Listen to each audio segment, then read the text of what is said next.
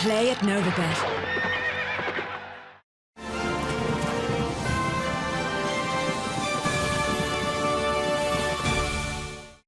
Hello and a warm welcome to another edition of the Irish Angle in association with Novibet. As usual, Emma Nagle, Johnny Ward here with me, and we're going to look at all things racing, everything that happened in the last week.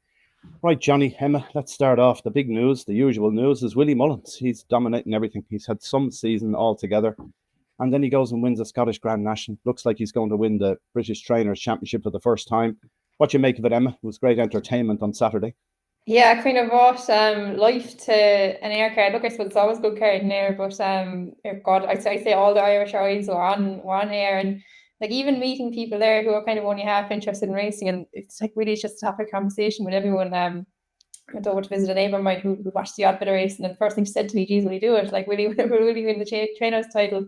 Yeah, look, it was great excitement, and like he sent over a team to Air. Probably like in terms of Willie Mullins' horses, some of the lesser known names, and was able to win a Scottish National with a horse like McDermott, who, novice coming up through the ranks, and placing these horses so well. And a few of these horses were actually quite big prices as well on the day, which was a bit surprising, I suppose, considering the amount of attention that went into his charge on it. But he looks to have, I think he probably has it wrapped up at this stage, to be honest. Looking at his entries this week, he's got plenty in Perth, Ludlow, loads of different tracks, and then going on to the Bet365 on Saturday. If he has a good result in that and Celebration Chase, I don't really think there's any catching him at this stage, and it's going to be a real wake-up call, I suppose, for the UK trainers. I think Willie's only had 23 winners in the UK, which is astounding to be able to win the title with that, which I suppose brings into the debate, should it be prize money or number of winners, which some people are talking about at the moment. But it's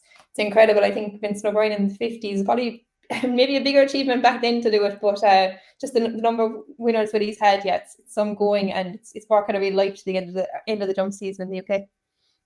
Well, it's some team effort, isn't it? Because he talks about the fact that 18 runners in Air, and he was saying he left that to David Casey. He didn't even know the ones who were running. I'd say he didn't even know some of the names of the horses he trained.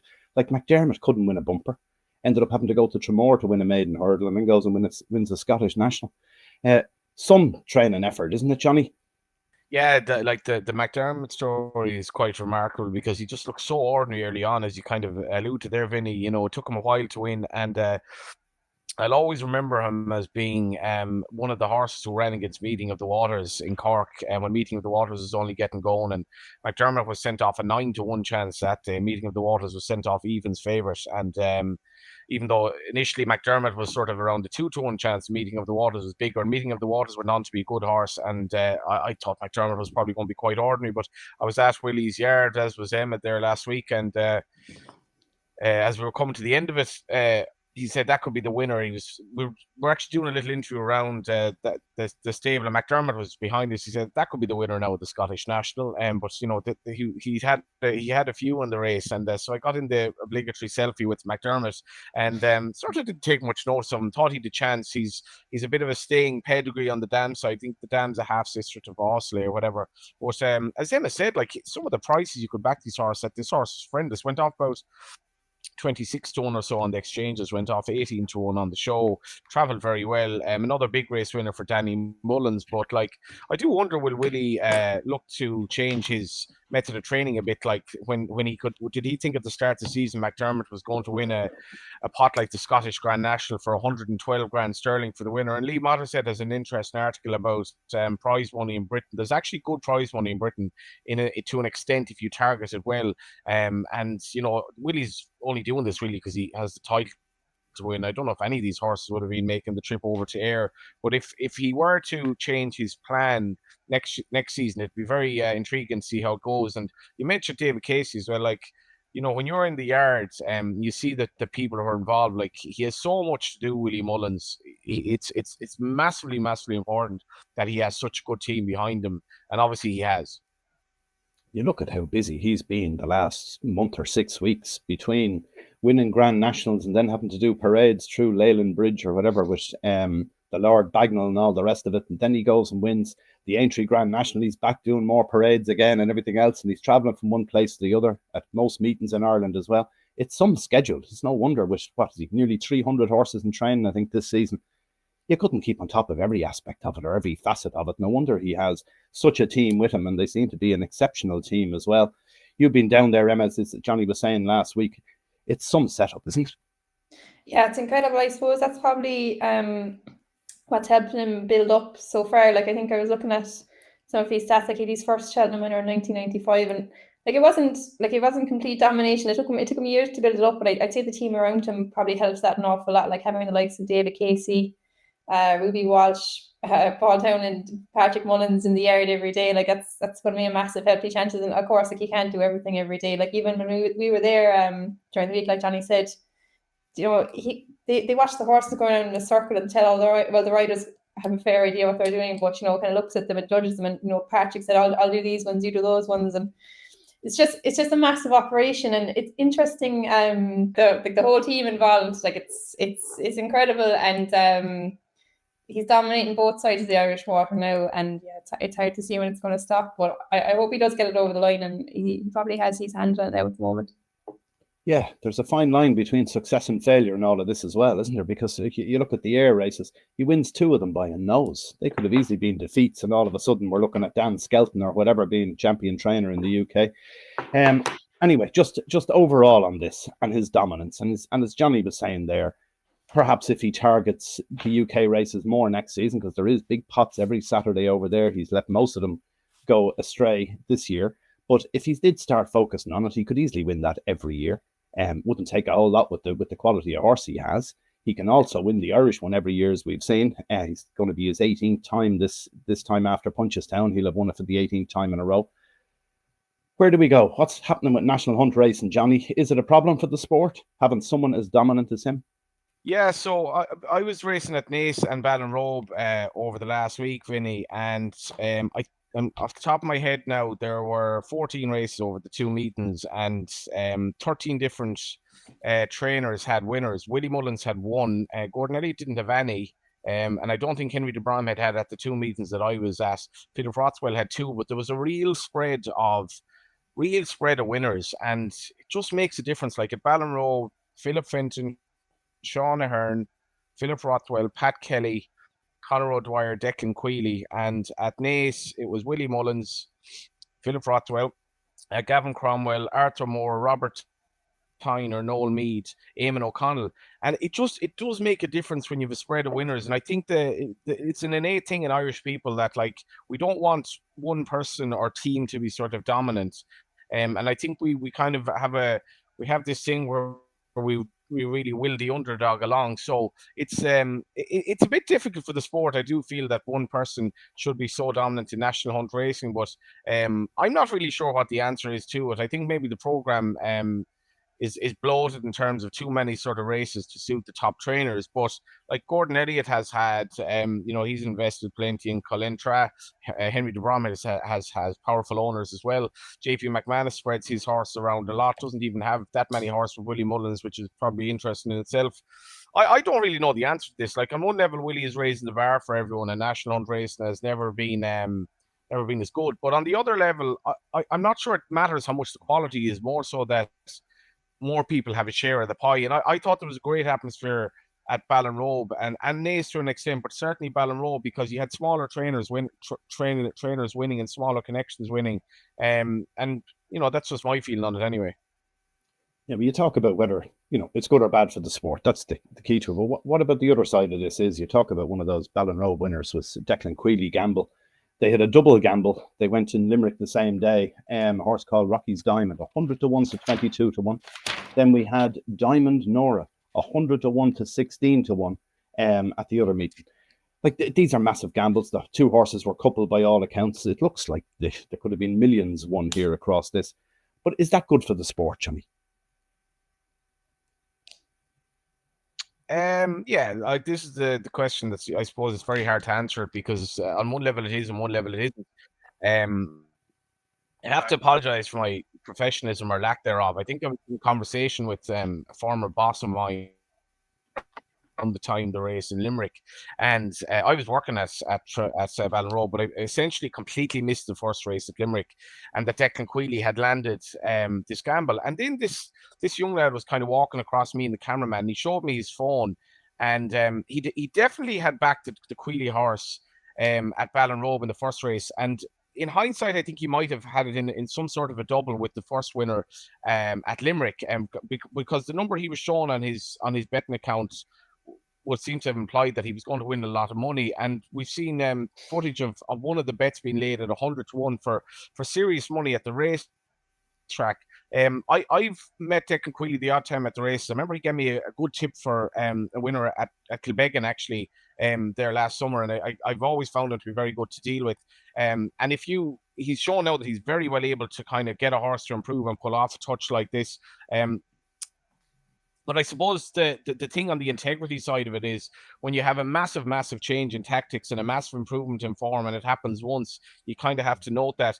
But I think there should be like a kind of a system in place where, you know, if a trainer is called in a few times in instances like this where we have horses land and massive improvements, like that has to be taken into account, because as a punter, it's very, very hard to have any idea what's going on with this. Like, there's no way in the world of God you could have backed either of these horses, really. Look at this. Both horses beaten 61.5 lengths the last day. Both come up and land gambles last Friday. So, Emma, what's the difference between this and the likes of Ronan McNally? He got 12 years for doing something very similar, I would have thought.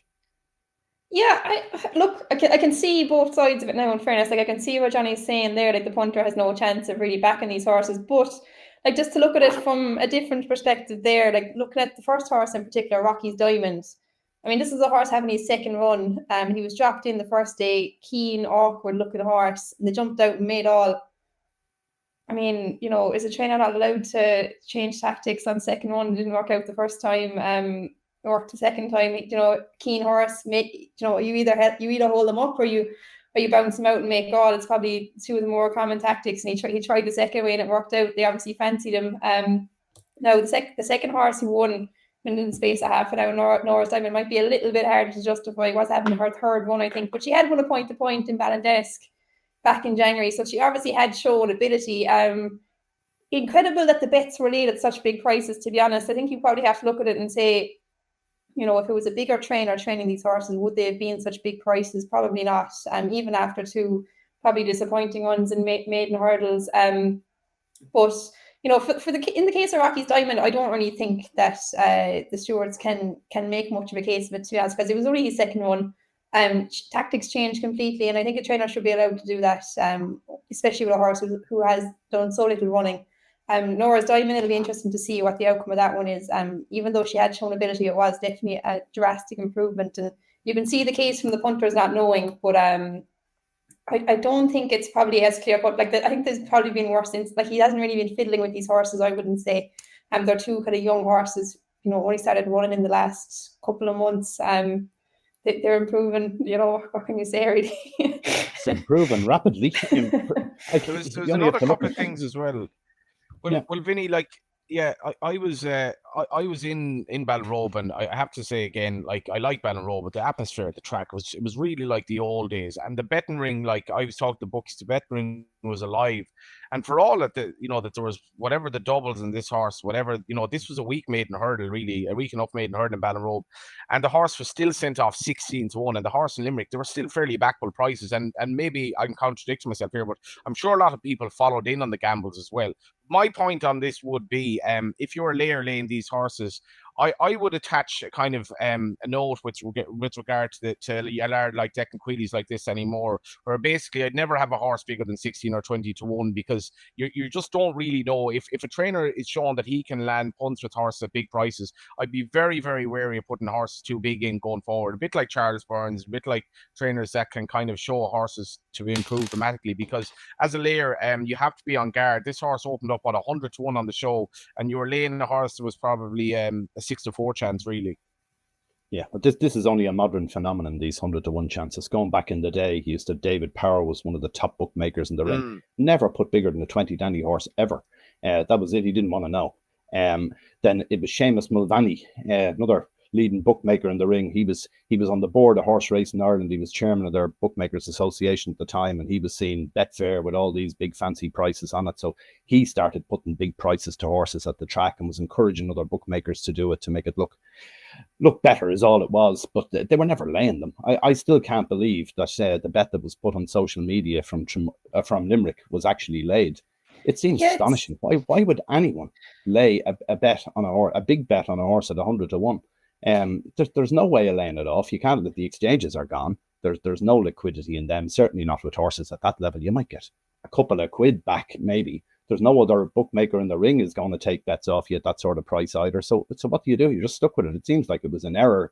It was an error on the part of the bookmaker taking the bet in the first place. Would you agree, Johnny?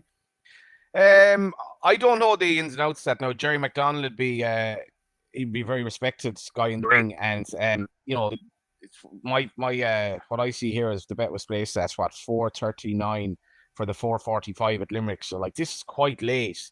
Now from my experience, the betting exchange is like, and this would actually nearly put me off being an owner to an extent.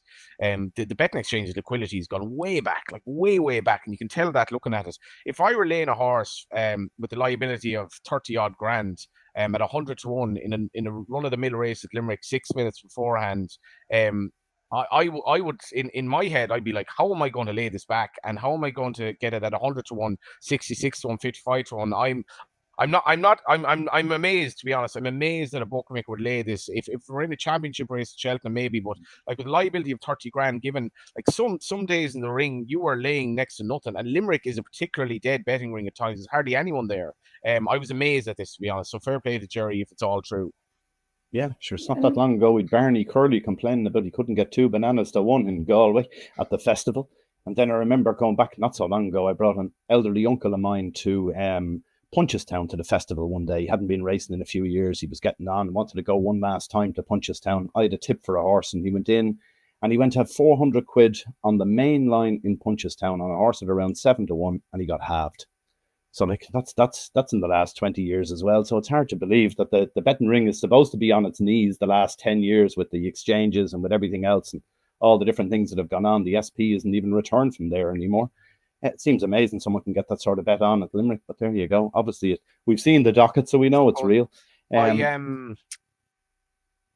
contrast, Vinny, I spoke to one bookmaker at Ballinrobe, and they would have considered this a very good night. Now I think they laid the go to 22 grand. The average bet was €18, I think, and they made a profit of say 4 grand on the night. And that was a very good night. They made a profit of 4 grand. A really, really lively betting track in Ballinrobe. I can guarantee you, Limerick, there wasn't anywhere near that business on Friday night. Yeah, I'd agree. Anyway, look, we'll move on from that. Another thing to note coming up over the next week and a half is the Irish Jockeys Championship. We've got a real race on our hands here. Jack Kennedy hoping to win it for the first time. He's 5 ahead of Paul Townend. Paul Townend, he got away with it the weekend going to Ayr because there was no jump racing in Ireland, so that was a freebie for him, but not sure how much of that he'll see this week. Will he go over much during the week? What do you think, Emma? Can Jack Kennedy win it for the first time? It's probably not as clear cut as I'd imagine the betting would suggest. Like, I think Jack's 5 in front at the moment, and they both have a couple of rides in Tramore today, but Paul has no rides in Tipperary or Bellewstown, which is a bit eye-catching. I wonder, is he going to go to the UK to ride something maybe? I know Willie only has, I think, 1 in the bumper in Tipperary, but he's not taking any outside rides. Jack has taken a few outside rides. I think he's 6 in Tip and 6 in Bellewstown, where Paul has none. So I'm sure he'll be hoping to build up a bit more of a gap there before we get into Punchestown. Look, I think what did Willie have in Punchestown last year? 15 or 20 winners. Paul's not going to ride all of them. There'll be a fair few of those will be bumper horses. He's not going to ride every winner of every handicap and stuff like that. So, like, you'd imagine probably best case scenario for Paul might be 8 or 9 winners in Punchestown, possibly 10. Jack will surely ride 2 or 3 winners as well. So, like, if Jack is, let's say, seven or 8 winners in front coming into Punchestown, I think he has a real chance of this. It could be hard for Paul to peg him back then. And it'll be interesting, like, Sandown, does Paul go over? Like, if El Fabiolo goes, is Paul going to miss that ride? Can he miss that ride? It's making kind of, like, I suppose the UK trainer title is kind of overshadowing the Jockeys title a small bit. But I think Jack has a real good shot at this, to be honest. I'd say he probably has his eye on it too, because he is taking a few outside rides. Like, people kind of talk about Paul Townend not taking outside rides. Jack hasn't actually taken an awful lot of them either so far this year, but he's fully booked for the next 2 or 3 days. So it will be interesting. And I think Jack has got a real shot at it, to be honest. I suppose Willie's trainer title, it's not going to take many of the grade 1 horses away, but a few of the handicappers might be used up in the next few days. Like he's got a lot of them in the UK this week and in Sandown, and a few of the ones that went there, maybe they would have gone to Punchestown instead.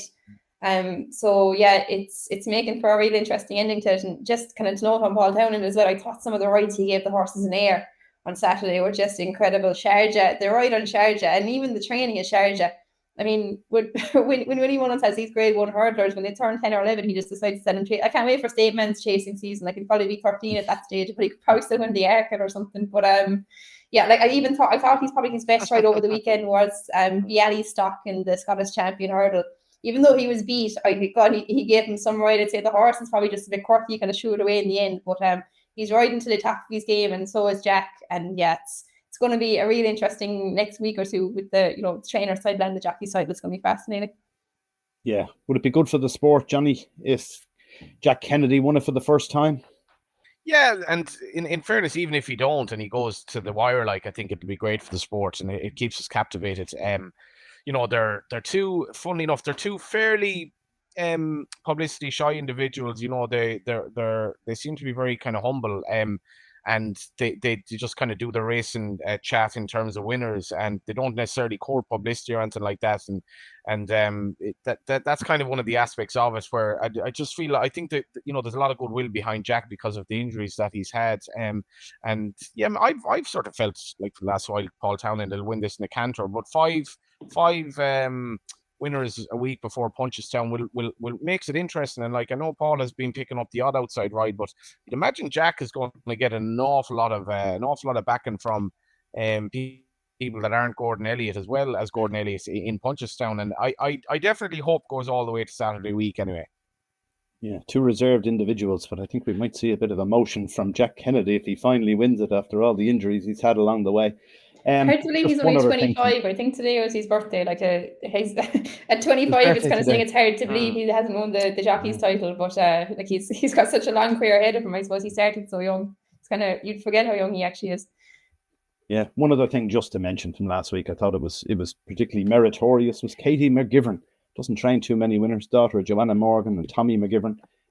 Kendall Roy, she sent it over to Windsor on Monday and broke the course record when it won there. And then she sends it out to Thirsk on Saturday, wins again under a penalty. Sylvester de Souza riding both times. That was a great performance. Anyway, we'll move on. Horses to follow. Did you see anything from last week, Emma? Something that caught your eye? Yeah, I thought Joseph's winner in the maiden of the Curry yesterday, they pulled well clear. He beat a horse of Aiden's. It was Coward of the County was his name, a Cody Bear, a 2-year-old. Beat a horse of Aiden's Whistle Jacket, and they pulled well clear the third horse. I think Joseph spoke quite favourably about him afterwards, so probably one I'll be putting into the tracker to see how he progresses throughout the season. Okay, one for me is White Birch, John Murphy. I thought that was a great performance. Won the Group 3 Alleged Stakes, won it very easily. This is a fair horse from last year, third in the Epsom Derby, was unlucky not to win the Dante at York before that, only beaten the neck. Could be a good season for White Birch, I hope so anyway. Flashy looking horse. Johnny, what about you?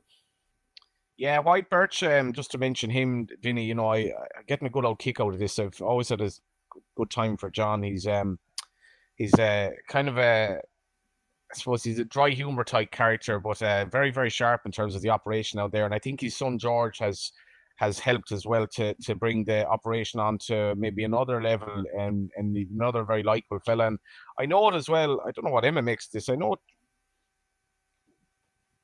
White Birch is still a colt as well. Do you think he might have a stallion career down the line, Emma?